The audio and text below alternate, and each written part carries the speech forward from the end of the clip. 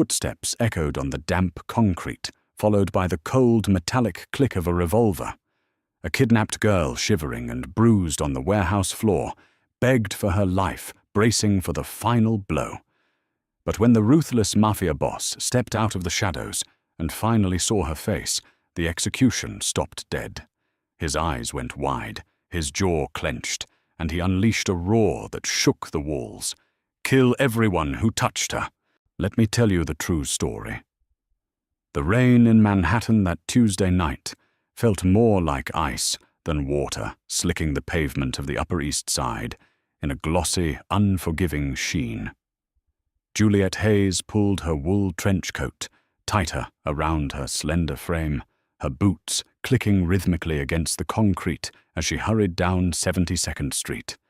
At 26, Juliet lived a quiet, meticulously ordered life.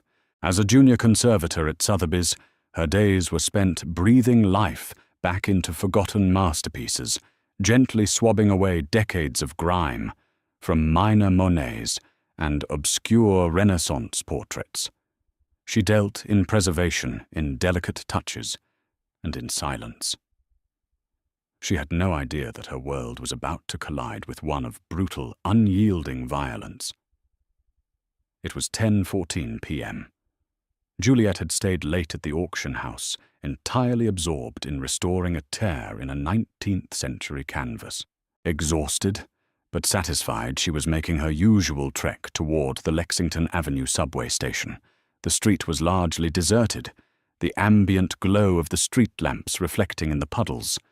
She paused near the corner of Park Avenue to adjust the strap of her leather tote bag, her mind already drifting to the leftover Thai food waiting in her modest Astoria apartment. That was the exact moment the black Cadillac Escalade violently mounted the curb, its tires screaming against the wet asphalt. Before Juliet could even register the massive vehicle blocking her path, the sliding door was thrown open. Two figures entirely clad in black erupted from the back seat. The first man, massive and built like a cinder block, grabbed her by the shoulders. The second man, shorter but terrifyingly quick, clamped a heavy gloved hand over her mouth, stifling the scream that was tearing its way up her throat. "Don't make a sound, Katerina! Not one word!" The shorter man hissed his breath, hot and smelling sharply of stale Marlboros and peppermint gum. Juliet thrashed violently, her heavy tote bag swinging and connecting with the larger man's knee, but it was like hitting a brick wall. Panic, sharp and blinding, exploded in her chest. Katerina, who the hell was Katerina? She tried to speak to, yell that they had the wrong person, but the gloved hand was crushing her lips against her teeth, drawing the coppery taste of blood. In a matter of seconds, she was lifted off the ground and hurled into the cavernous, dark interior of the Escalade. She hit the floorboards hard, the breath knocking out of her lungs. Before she could scramble up, heavy zip ties were viciously secured around her wrists, the plastic biting deep into her delicate skin. A thick, coarse canvas bag was yanked over her head, plunging her into total darkness. "Go, go, go, drive!" the larger man barked. The SUV's engine roared, and Juliet felt the intense G-force as the vehicle sped away, leaving her normal life vanishing in the rearview mirror. "You're making a mistake," Juliet finally managed to scream through the canvas bag, her voice muffled and trembling. "I'm not Katerina. My name is Juliet. I work at an auction house. I have maybe $3,000 in my Chase account. Take my wallet. Just let me go." Laughter echoed in the dark cabin, harsh, cruel, and completely devoid of empathy. "Nice try, princess." The shorter man, who Juliet would later learn was named Tommy, chuckled. "Your old man really thought he could hide you out in plain sight, having you walk out of St. Ambroeus every Tuesday night, wearing that designer coat. The boss has been tracking the Volkov family for months. You're our golden ticket." Juliet's heart hammered against her ribs like a trapped bird. Volkov. The name sounded Russian. She had just bought a coffee at St. Ambroeus before heading back to the office. She was wearing a vintage Burberry trench coat, she had bought at a thrift store in Brooklyn. It was a catastrophic, unimaginable case of mistaken identity. "Please," she sobbed, the reality of the situation settling over her like a suffocating blanket. The zip ties were cutting off her circulation, her hands already going numb. "You have to check my ID. It's in my bag. I swear to God, look at my ID. Shut up!" The larger man, Victor, growled. His heavy boot pressed down sharply against her thigh, pinning her to the floorboards. "One more word and I'll break your jaw. The ghost wants you alive, but he didn't say you had to be pretty." The ghost.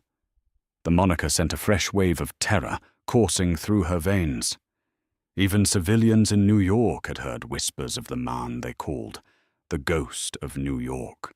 He was the head of the Castiglione crime family, a phantom who had ruthlessly conquered the city's underworld over the past 5 years. He was a myth, a monster, who dealt in absolutes, completely annihilating his enemies and leaving no trace behind. And now these men thought she was the daughter of his Russian rival. The drive felt like an eternity. Juliet lay in the dark, every bump in the road sending jolts of pain through her bound arms. She prayed silently, desperately, trying to map their route by the sounds of the city. The smooth hum of the highway gave way to rougher roads, the distant sound of foghorns indicating they were near the water. The smell of the air changing, bleeding from city exhaust into something fouler brine, rotting garbage and iron. Finally, the Escalade lurched to a halt. The heavy doors slid open, and the freezing November air washed over her. Rough hands grabbed her arms, dragging her out of the vehicle. Her boots scraped against gravel, and she tripped her knees, hitting the hard ground, tearing her tights and scraping her skin. "Get up!" Victor snarled, yanking her upright by her hair. Juliet cried out in pain, hot tears soaking the coarse fabric of the hood, covering her face. She was utterly powerless, dragged forward into a nightmare she couldn't wake up from. The heavy metal doors screeched open, protesting loudly on rusted hinges. Juliet was shoved forward, stumbling blindly over a raised concrete threshold.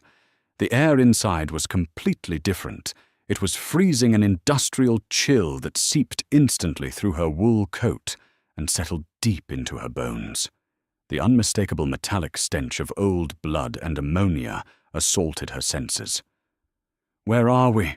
she whimpered, her teeth beginning to chatter. "Welcome to Hunts Point, Princess." Tommy replied, his voice echoing in the cavernous space. "End of the line for the Volkov Empire." They forced her to her knees on what felt like a grated metal floor. Juliet could hear the dripping of water, echoing somewhere in the distance, a hollow rhythmic sound that only amplified her terror. Suddenly the canvas bag was ripped from her head.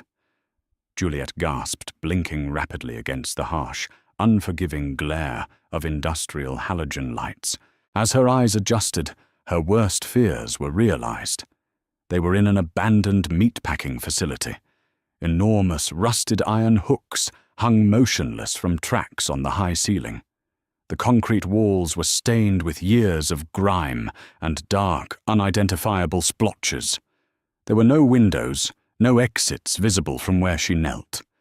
Victor stood over her, a hulking mass of muscle in a cheap leather jacket, a smug grin plastered across his scarred face.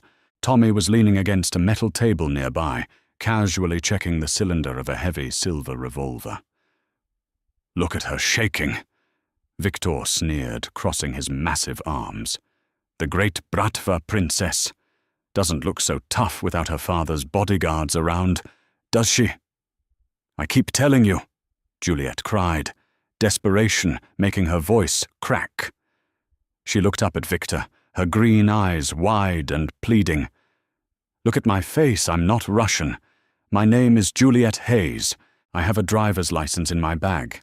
I have an ID badge for Sotheby's. Please just look." Victor's expression darkened. He stepped forward, his heavy boot echoing off the metal grate. Without warning, he backhanded her across the face. The force of the blow snapped Juliet's head to the side. Pain exploded across her cheekbone, sharp and blinding. She collapsed onto her side, her bound hands unable to break her fall. The metallic taste of fresh blood flooded her mouth, her lower lip split open and throbbing violently. "I told you to shut up!" Victor roared, his face turning an ugly shade of purple. "You think we're stupid. You think you can lie your way out of this.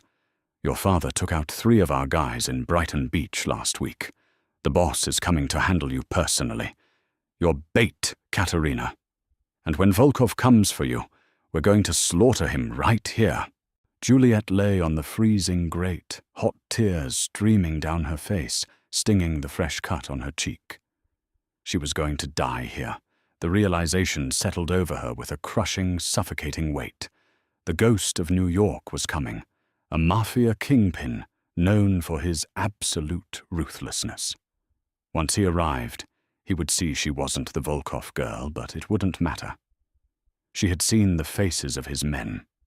She knew the location of one of their safe houses. She was a liability, and men like him didn't leave loose ends. "Boss is 5 minutes out," Tommy announced, looking at a burner phone in his hand.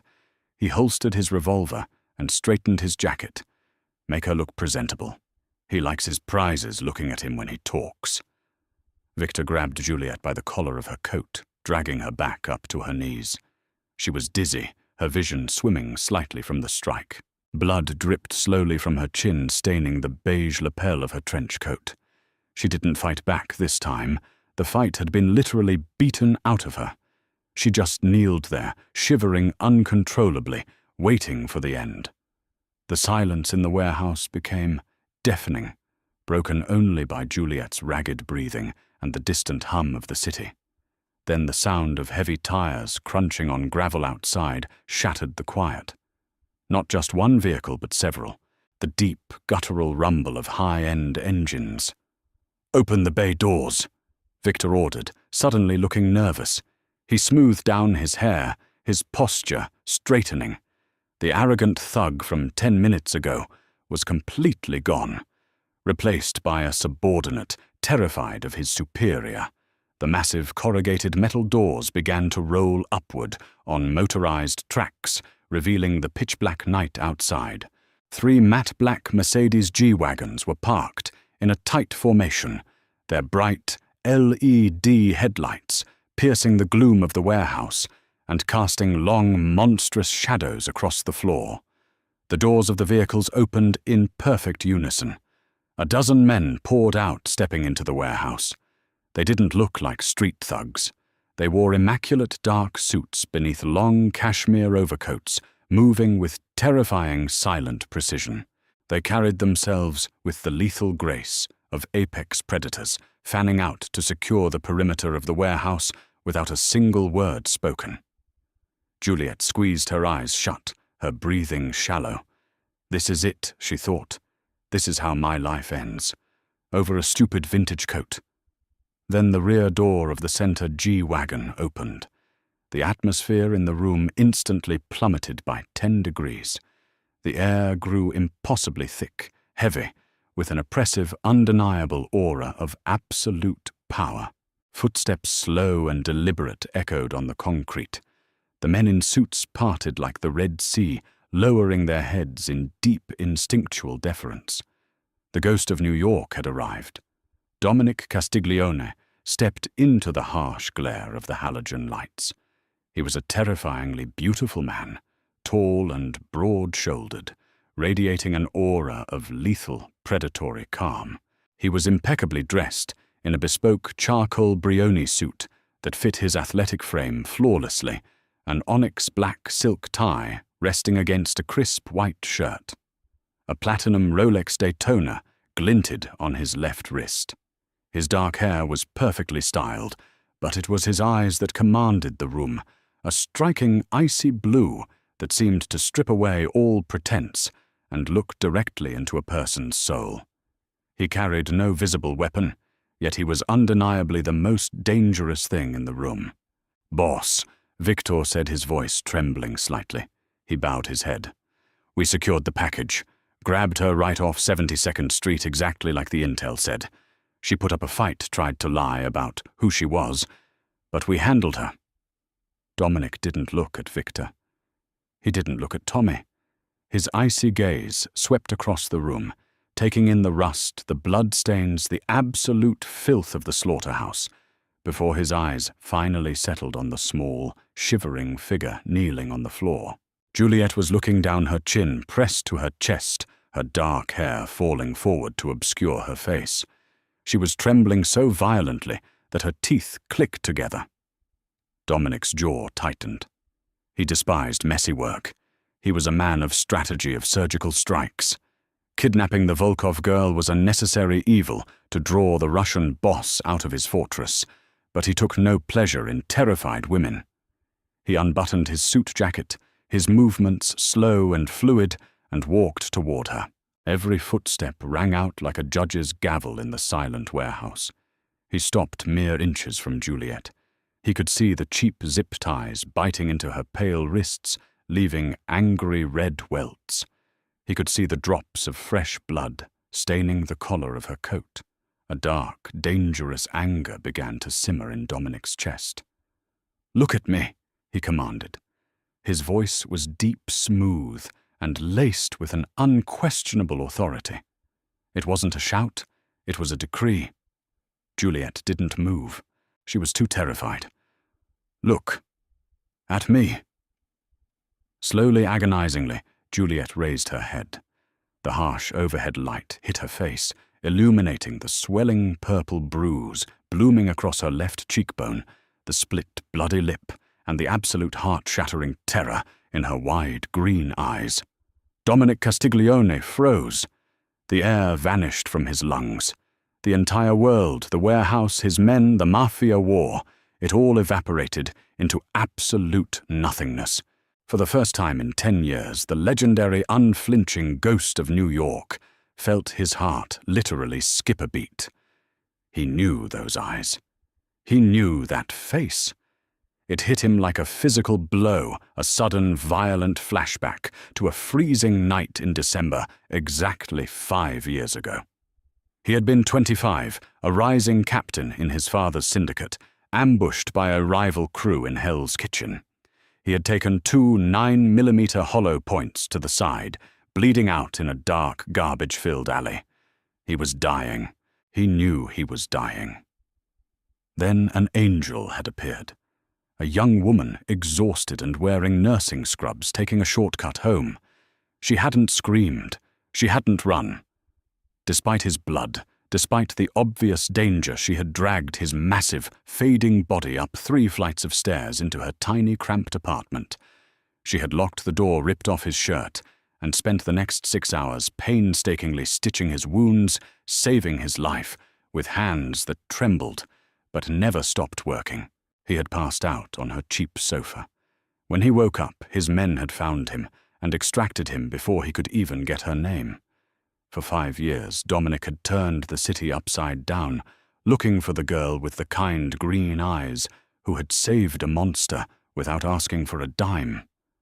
She had vanished, moved out the very next day, frightened by the men who had come for him. And now here she was, the only pure thing he had ever encountered in his dark, blood-soaked life, kneeling on a filthy slaughterhouse floor, tied up like an animal, bleeding because of his men.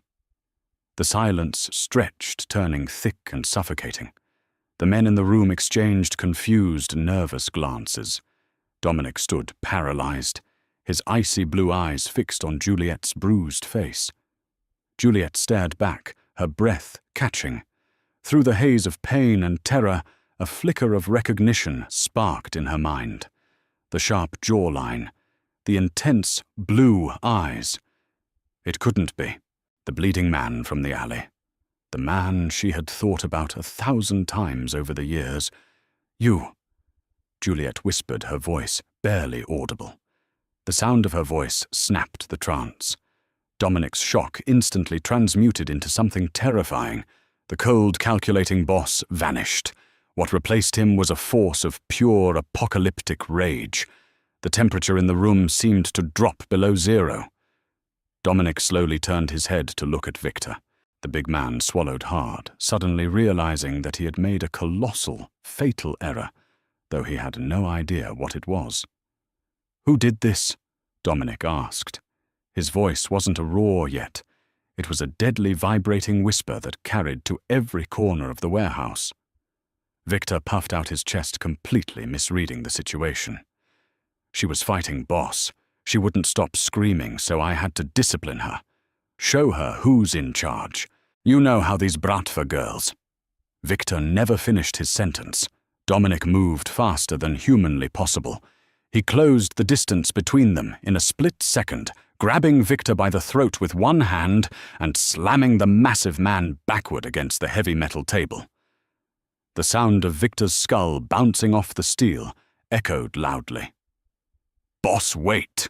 Tommy yelled, reaching instinctively for his revolver. It was a fatal mistake. Before Tommy's gun even cleared its holster, two of Dominic's personal guards, Enzo and Matteo, drew their suppressed weapons and fired. Two quiet thwips cut through the air. Tommy dropped to the floor instantly, dead before his knees hit the grate. Juliet screamed, squeezing her eyes shut and curling into a ball. Victor was choking his hands, desperately tearing at Dominic's iron grip on his throat. Dominic leaned in close his face, a mask of absolute unhinged fury. "You put your filthy hands on her," Dominic snarled, his voice dropping into a demonic register. "You hit her." "I didn't. No." Victor gurgled, his face turning blue. Dominic's eyes blazed with a murderous fire. He dropped Victor, letting the man crash to the floor, gasping for air. Dominic turned his back on him, looking at Enzo. The ghost of New York stood amidst the blood and the rust, his chest heaving his immaculate suit, ruined by the dust of the struggle. He pointed a finger at the gasping Victor on the floor and unleashed a roar that shook the very foundation of the warehouse, a sound born of 10 years of searching and a second of pure horror. "Kill everyone who touched her." Without a moment of hesitation, Enzo stepped forward, raised his weapon, and put a single bullet between Victor's eyes. The massive thug went limp. The silence that followed was absolute, terrifying, and profound. Dominic ignored the bodies. He immediately dropped to his knees in front of Juliet, the fine wool of his trousers soaking up the dirty water on the grate. He reached into his pocket, pulled out a sleek silver switchblade, and carefully, with hands that were completely steady, cut the thick zip ties from her wrists. Juliet gasped as the blood rushed back into her hands. She collapsed forward, but she didn't hit the floor. Dominic caught her. He pulled her against his chest, wrapping his arms around her, tightly burying his face in her dark hair. He smelled of expensive cologne rain and danger. Without a word, he unbuttoned his heavy Loro Piana overcoat and draped it over her shivering shoulders, cocooning her in warmth. "I've got you," Dominic whispered, his voice suddenly incredibly gentle, a stark contrast to the monster who had just ordered 2 men dead. He scooped her up into his arms, rising to his feet effortlessly, as if she weighed nothing. "You're safe now, Piccola. I swear to God, no one will ever touch you again." The ride away from Hunts Point was a blur of flashing city lights and absolute suffocating silence. Juliet sat in the cavernous back seat of the Mercedes G-Wagon, enveloped in the heavy warmth of Dominic's cashmere overcoat. The lingering scent of his expensive cedarwood and black pepper cologne did little to mask the coppery tang of her own blood. She stared blankly at the tinted window, her mind utterly fractured. Less than an hour ago, she had been a junior art conservator, agonizing over a torn canvas. Now she was flanked by the most dangerous men in New York, speeding away from a slaughterhouse where 2 men had been executed right in front of her. Dominic sat beside her, rigid and unmoving, a dark silhouette against the passing street lamps. He didn't speak. He didn't need to. The sheer gravity of his presence commanded the space, keeping his heavily armed guards, Enzo and Matteo, staring straight ahead, their hands resting near their holsters. "Where are you taking me?" Juliet finally whispered, her voice rasping painfully in her throat. Her split lip throbbed with every syllable. Dominic turned his head, his icy blue eyes instantly softening as they swept over her bruised face. The transformation was jarring, the ruthless killer evaporating to reveal a man harboring a terrifyingly deep devotion. "Somewhere safe, somewhere no one will ever find you." They bypassed Juliet's modest Astoria neighborhood, entirely speeding over the bridge into the glittering heart of Manhattan. The motorcade descended into a subterranean parking garage beneath a sleek, monolithic skyscraper in Tribeca. They bypassed the lobby, taking a private, biometric-secured elevator that shot upward with stomach-dropping speed. When the polished steel doors slid open, Juliet gasped. The penthouse spanned the entire top floor, a sprawling masterpiece of modern architecture. Floor-to-ceiling windows offered a 360-degree panoramic view of the New York skyline, the city spread out below them like a glittering carpet of diamonds.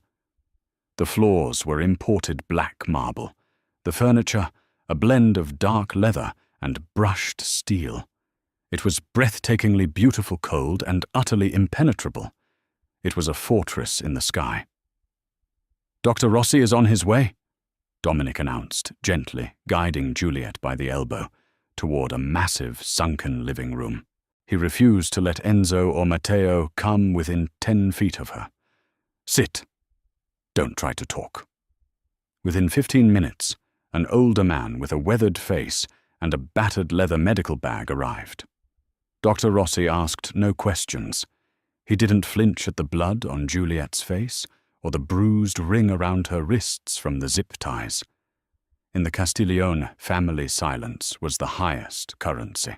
He expertly cleaned and stitched Juliet's lip, applied a soothing medical-grade arnica salve to her swollen cheekbone, and bandaged her chafed wrists. "She needs rest, Dominic," the doctor murmured, packing his tools. "And ice for that cheek. The shock will set in soon. Keep her warm." Once the doctor and the guards had retreated to the outer corridors, Dominic walked over to the expansive wet bar. He poured a generous measure of amber liquid into a crystal tumbler and walked back to Juliet, handing it to her. "Drink," he commanded softly. "It will help with the adrenaline crash." Juliet took the glass with trembling hands, the crystal clinking against her teeth as she swallowed the burning scotch. She coughed, wrapping her arms around herself. She looked up at the man standing over her. Without the shadows of the warehouse, he was devastatingly handsome, but the danger radiating from him was palpable. 5 years, Dominic said, his voice a low, gravelly baritone that seemed to vibrate in her chest. He stepped closer, staring down at her. "For 5 years I turned this city upside down, looking for the girl with the green eyes who stitched me up in Hell's Kitchen. You vanished. You moved out of that apartment the very next morning. Your men," Juliet whispered, her voice shaking. "They came back. They were carrying guns. They were covered in blood. I was terrified. I thought they were coming to silence me. So I packed a bag and left. I never told anyone what happened." Dominic's jaw clenched tightly. "They were looking for you to protect you, to bring you to me so I could thank you. I owe you my life, Juliet." He knew her name. Of course he did. His men had rummaged through her tote bag before they tossed her in the SUV. "You don't owe me anything," she pleaded, panic rising in her chest again as the reality of her situation settled in. "Please, I just want to go home. I have a cat. I have work tomorrow at Sotheby's. I promise I won't tell the police anything about what happened tonight. Just let me leave." Dominic slowly knelt in front of her, uncaring that his $1,000 suit trousers brushed against the marble floor. He reached out his large, calloused hands, hovering just an inch from her face, wanting to touch her, but terrified of hurting her further. "You can't go home, Juliet," he said, his tone uncompromisingly firm. "My men made a catastrophic mistake. They thought you were Katerina Volkov. The Russian Bratva knows you were taken by my crew. If I let you walk out of that door, Alexei Volkov's men will snatch you off the street before sunrise. They will torture you just to send a message to me, and then they will kill you." Juliet's breath hitched. "But I'm not her when they see I'm not Russian. It doesn't matter." Dominic's voice flared a sudden flash of the monster, returning before he forcefully reined it in. He took a deep, shuddering breath. "In this world, perception is reality. They think I care about the girl my men kidnapped, and they are right. Because the girl my men kidnapped is the only breathing soul in this world I would burn down the city to protect."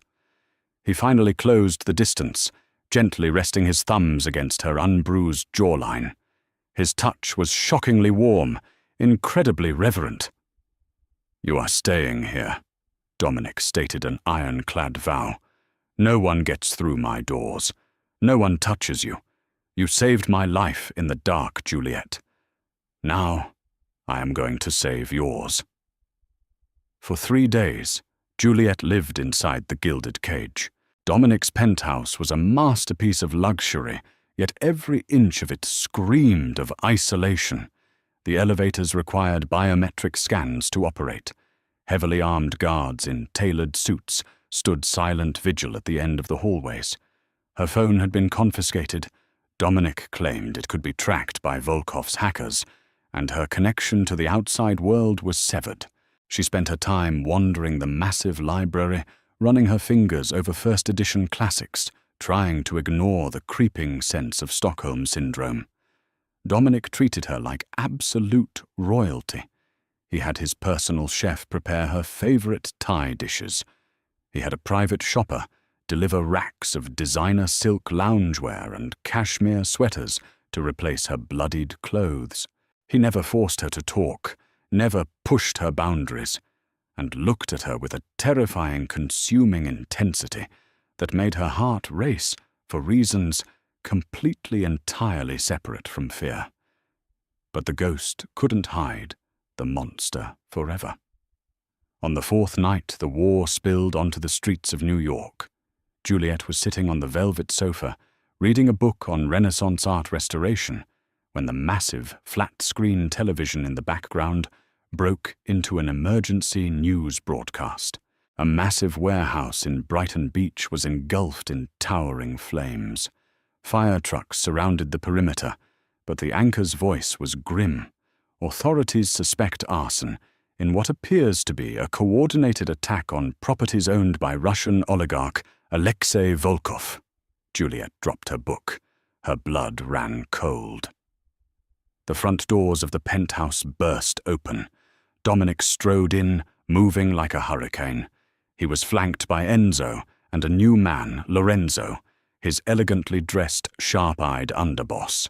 Dominic had stripped off his suit jacket. His white dress shirt rolled up to the elbows. His knuckles were split and bleeding, and the heavy scent of smoke and gunpowder clung to him like a dark halo. "They hit the shipping containers in Red Hook," Lorenzo was arguing, pacing behind Dominic. "Volkov is sending a message. He thinks we're holding his daughter hostage. We need to release a statement to the 5 families. Tell them it was a botched grab, and we don't have Katerina." "I don't explain myself to anyone," Dominic snarled, pouring a drink and downing it in one brutal swallow. "Volkov stepped onto my turf. He shot up my club in Queens. I'm going to rip his empire apart, brick by brick." "Dominic, you're starting a full-scale war over a misunderstanding," Lorenzo yelled, throwing his hands up in frustration. "The commission won't back you, all because of this civilian—" Lorenzo shot a venomous glare toward the living room, spotting Juliet on the sofa. Dominic moved so fast it was a blur. He grabbed Lorenzo by the lapels of his suit and slammed him against the marble pillar of the kitchen island. The crystal decanters rattled violently.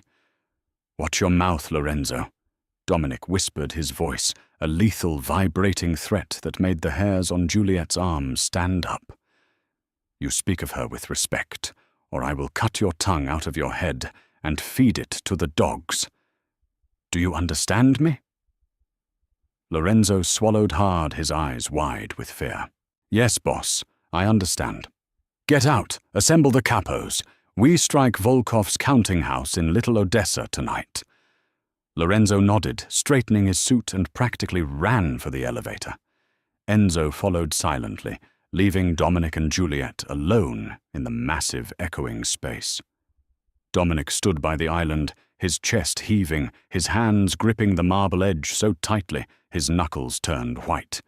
He closed his eyes, fighting to lock away the feral, violent part of himself. When he finally opened them and looked at Juliet, the anger vanished, replaced by a profound, agonizing exhaustion. Juliet stood up, her bare feet, silent on the cold floors. She walked toward him, fear warring with a strange, undeniable pull. She had seen him order deaths. She had seen the blood on his hands. By all logic, she should be terrified. Yet when he looked at her, she saw the broken, bleeding, 25-year-old boy in the alleyway. "You're bleeding," she said softly, reaching out to gently trace the split skin over his knuckles. Dominic flinched, not from pain, but from the gentleness of her touch. He looked down at her small, pale hands, resting over his bruised ones. "It's not my blood," he confessed, his voice thick with shame. "I don't want you to see this side of me, Juliet. I want to keep the ugliness away from you. You can't shield me from a war that started because of me," she replied, looking up into his icy blue eyes. "You're burning the city down. I would burn the world to ashes if it meant keeping you warm," Dominic vowed, stepping closer. He raised a hand, his bloody knuckles hovering near her face, before he carefully used the back of his clean wrist to tuck a stray strand of dark hair behind her ear. "Volkov doesn't care about the truth anymore. He wants my head, but as long as I have breath in my lungs, you are untouchable." He leaned in his forehead, resting gently against hers. It was an incredibly intimate, vulnerable gesture from a man who ruled by fear. For the first time, Juliet didn't pull away. She closed her eyes, breathing in the scent of smoke and cedar, realizing with a terrifying certainty that she was falling in love with the ghost of New York. The next morning, Dominic left the penthouse before sunrise. The sit-down with the remaining crime families was scheduled for noon, a highly volatile meeting to negotiate a ceasefire before the streets ran red with blood. He left strict orders Juliet was not to leave the fortified inner sanctum of the penthouse, and the biometric locks were sealed. Only Lorenzo and Enzo had clearance to enter. Bored and restless, Juliet retreated to Dominic's private study. It was a massive room, lined with mahogany bookshelves and dominated by a heavy antique oak desk. Dominic had given her permission to read anything she liked, a rare concession of trust. Juliet was an art conservator. Her entire career was built on seeing what others missed, the subtle brush strokes of a forgery, the hidden layers beneath a canvas, the microscopic discrepancies in pigment. Her brain was uniquely wired to detect anomalies. As she browsed the shelves, a beautifully bound leather ledger caught her eye. It was out of place, wedged between two large volumes of Roman history. Curious Juliet pulled it out. It wasn't a book. It was a physical accounting log, handwritten. She opened it to the most recent pages, her eyes scanning the columns of numbers and dates. It was written in Italian, but the figures were universal. Shipments, payoffs, safe house locations. As she flipped through, she noticed a piece of folded parchment tucked into the binding. She pulled it out and unfolded it. It was a printed dossier. The title read, Volkov Target Profile Katerina. Below it was a photograph. Juliet stared at it, her blood turning to ice. The girl in the photograph looked nothing like her. Katerina Volkov was blonde, at least 4 inches taller, and had a distinct jagged scar above her left eyebrow. Attached to the photo was a typed schedule detailing Katerina's movements, but someone had taken a thick black pen and violently crossed out Katerina's details, replacing them with a handwritten note, target changed, 72nd Street.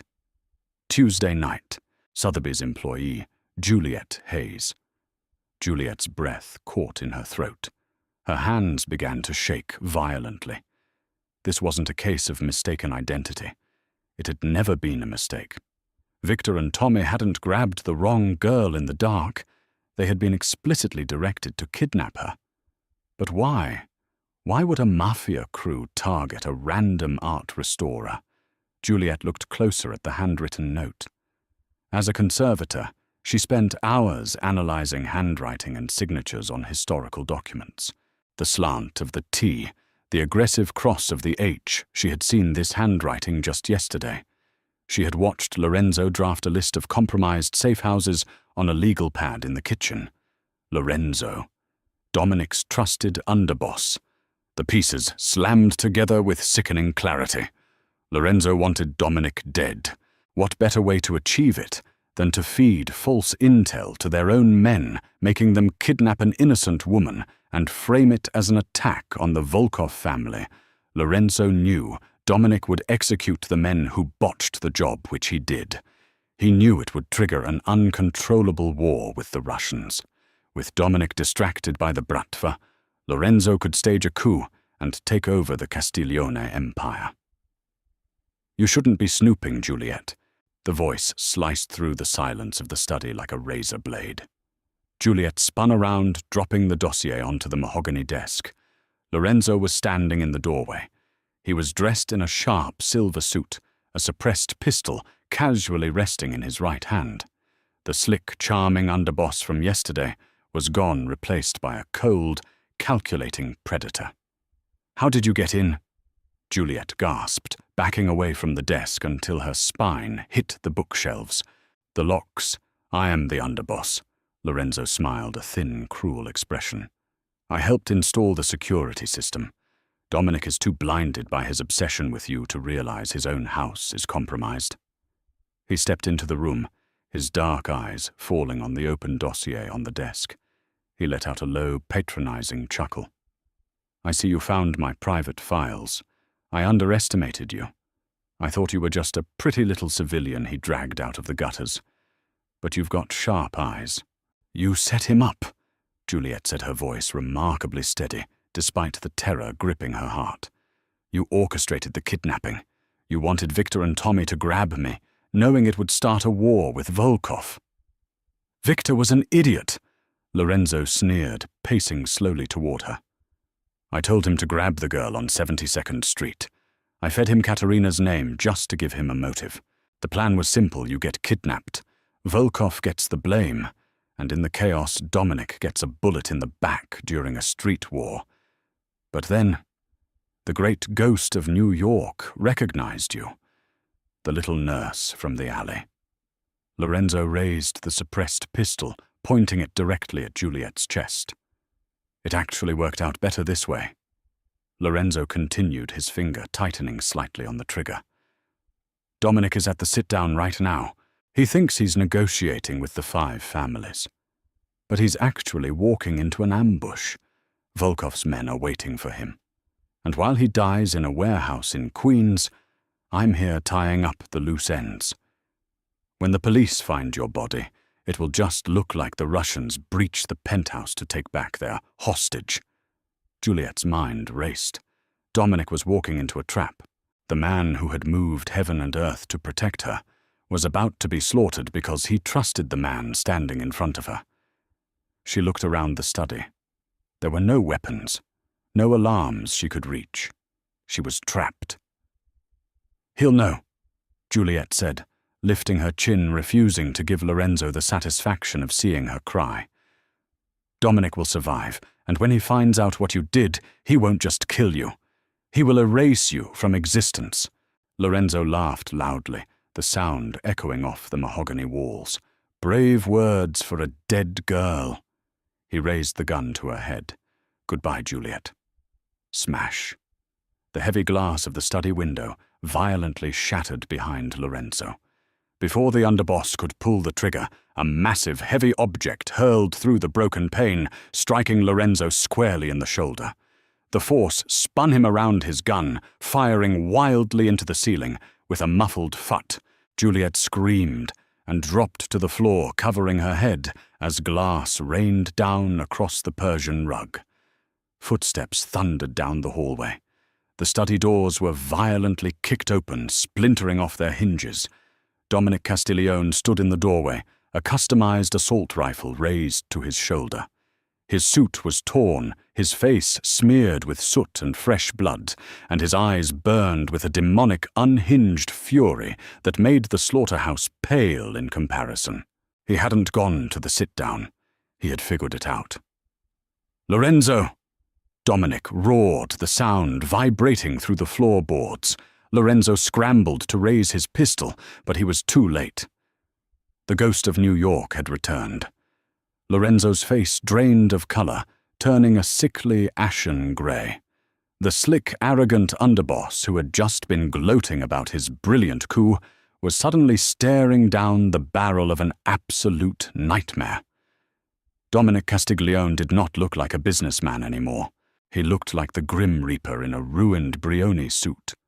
Blood from a graze on his cheek mixed with the soot on his face, but his icy blue eyes were hyper-focused, burning with a lethal, catastrophic rage.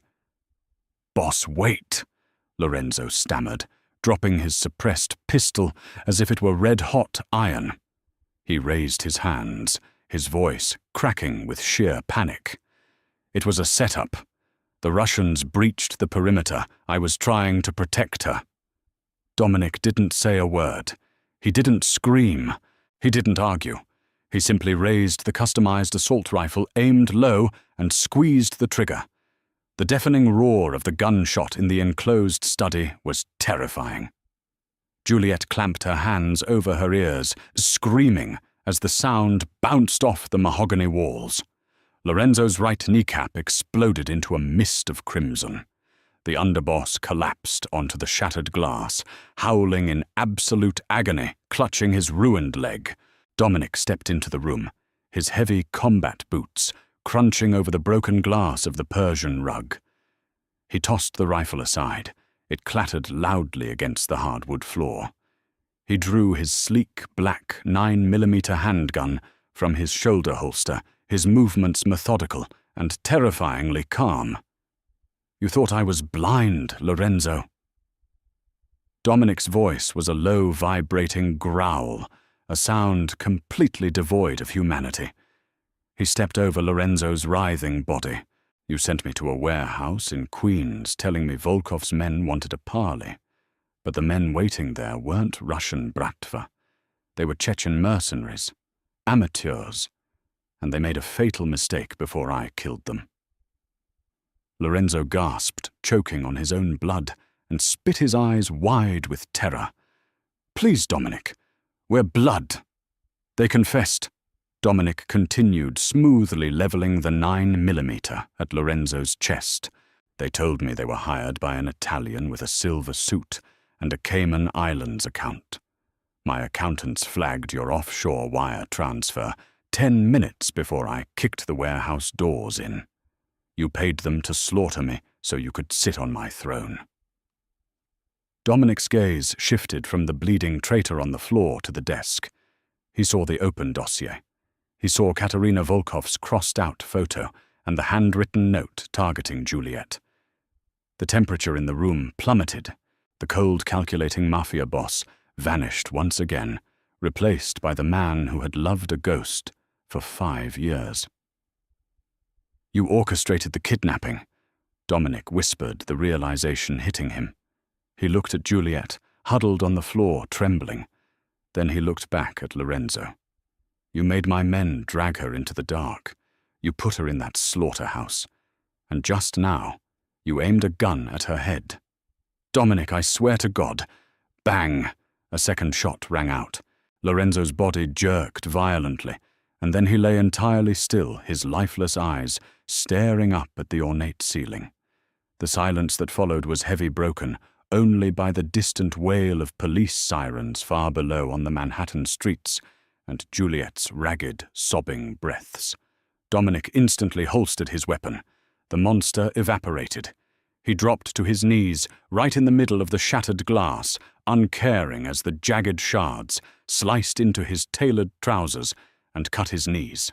He crawled to Juliet, pulling her trembling body into his chest. Juliet, look at me. He begged, his voice cracking with a raw, desperate emotion. His hand, still stained with blood and gunpowder, cupped her face, his thumbs frantically wiping away her tears. Did he hurt you?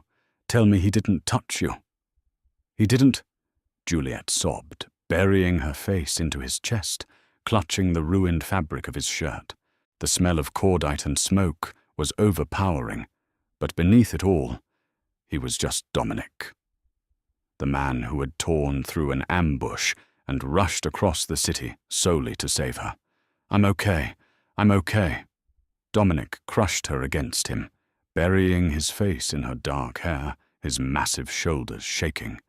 I'm so sorry, he whispered fiercely against her temple. I was a fool. I brought the danger right to your door. I swear on my life, Juliet, it's over. The threat is gone. 3 days later, the war that had threatened to consume New York City was extinguished before it could truly begin.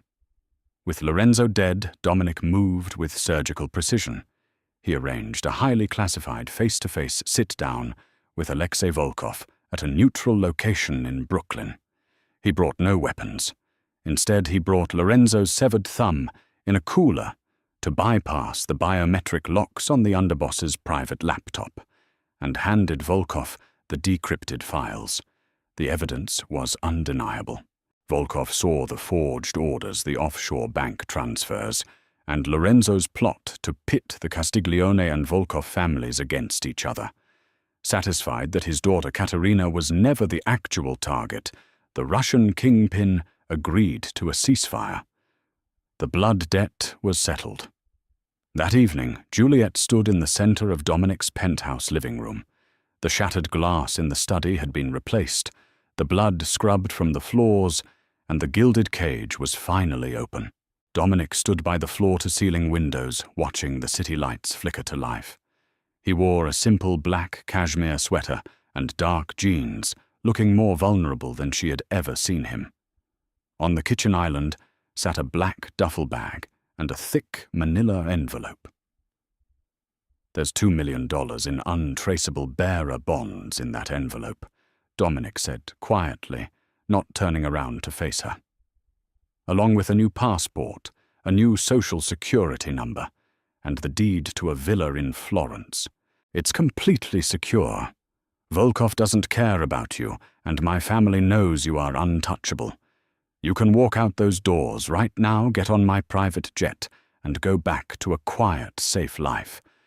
You can restore your paintings in Italy, Juliet. You never have to look over your shoulder, and you never have to see me again. Juliet stared at the envelope. It was everything she had wanted 3 days ago. An out. A return to the light. She slowly walked across the imported marble floor, the silence of the penthouse amplifying the sound of her bare feet. She stopped right behind him. You're an art conservator. Dominic whispered, his voice thick with a sorrow he couldn't hide. You fix beautiful things. You restore them to what they were meant to be. But I am not a painting, Juliet. I am a monster. I live in the dark, and I am drenched in blood. If you stay with me, this world will eventually stain you. I love you far too much to watch that happen.